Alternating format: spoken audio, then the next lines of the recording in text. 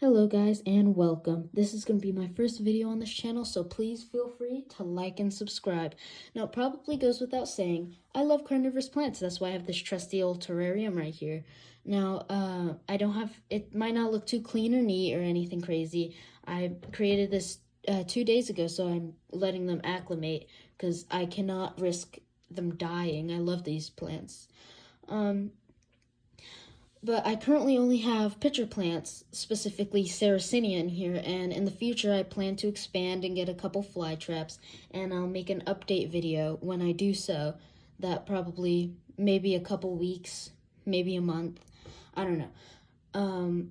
But I won't keep y'all waiting too long. But a little bit about how you take care of these guys is it really all depends on the soil, water. If you use fertilizers, it's very specific, but once you get used to it, it's actually pretty simple. Now, I will start with soil. I personally recommend using a 70-30 mix of sphagnum moss to perlite, and make sure if you do it in like a terrarium like this, I recommend a drainage layer so that all the extra water you use, it flows through this and goes into here.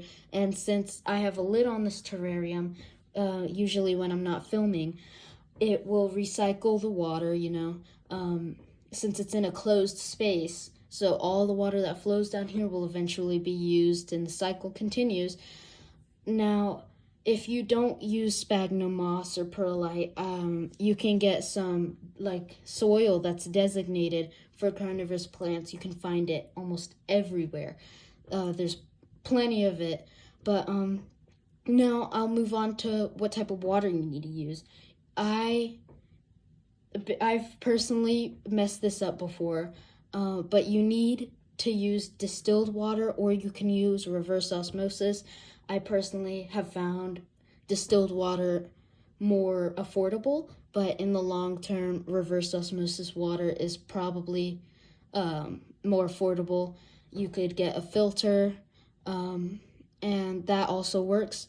But you have to make sure you can also get a BTS meter. I think that's what it's called. And if it says anything above 20, then that's not good. If it's 20 or below, then that water's great. It's perfectly fine for the plants. Now, moving on to fertilizer. You cannot use any regular fertilizer because those plants are not used to it. They grow in these swampy marshes and wetlands, and specifically in the Carolinas. And those places usually don't have many nutrients, so that's not what they're accustomed to. You cannot overload them at all. But if you do fertilize them for Venus flytraps and sundews, you can just spray on some seaweed fertilizer, but you have to make sure that it is diluted, because if it's not, once again, too much nutrients that they're not used to.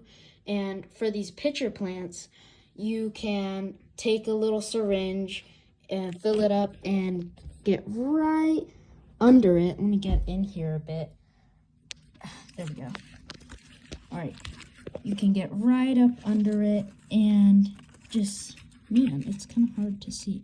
You can just squirt it in there. Or it's actually easier to do this too. But you can take, let me go from a different angle. Let me zoom in a bit. If you look closely, you can actually see there are some translucent parts. They're the lighter parts. I think it's this one here, yep.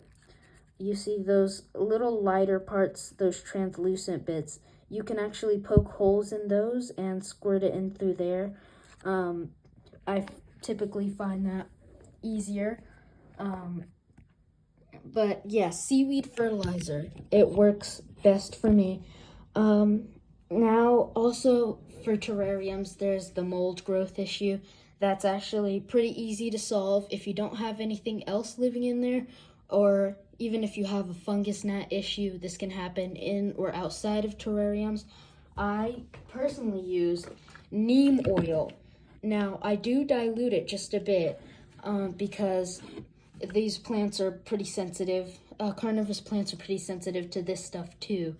And you also cannot spray it on wilted plants, which is why I haven't sprayed it on here yet, because these plants are still acclimating. They're probably still a little stressed. I'm gonna give it maybe another week, and then I'll treat them. But I personally find neem oil works great.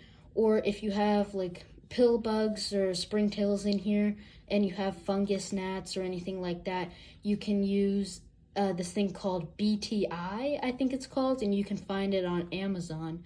And that's actually great for your pill bugs, but it will get rid of fungus gnats and other unwanted pests. And aphids are also a big issue, which is why I use the neem oil, but I don't really have to worry about that in this terrarium. Now, that's pretty much all I do for mine. I water them. I rarely water them, actually, because I have them in this terrarium. But occasionally, every few months or so, will get a little bit dry, and I'll water a little bit. Now, if you have it outside, I would keep it, I would personally, if I were you, I would keep it, the pot in a tray, or a self-watering pot. Those things need water. The second they run out of water, they will start to wilt, and it kind of sucks because these plants are really sensitive. But that is really all I do for my plants, and they're looking really great. They're still a little bit stressed, but other than that, they're doing great. Now, please feel free to come back to my channel. I will be posting here and there, not on a designated schedule or anything. But in the future, I plan to do some separations, like some propagation, and then I'll do a video when I'm adding my Venus flytraps. I actually had an old terrarium with this same pitcher plant, which is now 6. Nope, wait, is it 6? It's actually 5 pitcher plants now, but it used to be 1. I actually propagated this one a bit before I moved it in here. But I actually had a Venus flytrap in my old terrarium.